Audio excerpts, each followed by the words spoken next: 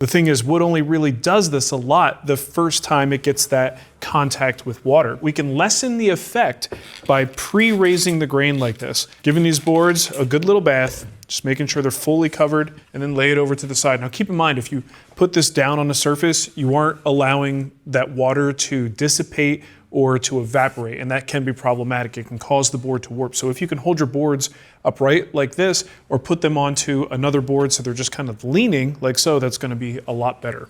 So we'll just make sure each one gets a nice little bath. Once the grain dries and we get that raised grain, we can lightly sand. If you see areas where, after a few minutes it's still pooled on the surface, there's no benefit to leaving that water there. So just go ahead and give it a little wipe down. All right, we'll let these dry.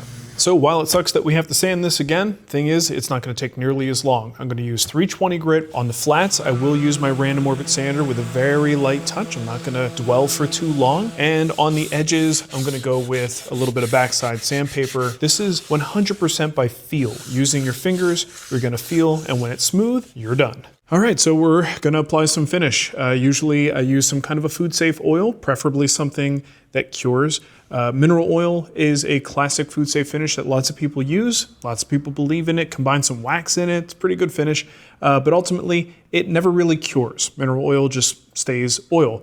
I personally prefer something that's gonna cure if I'm gonna put it on a food contact surface. That's just me.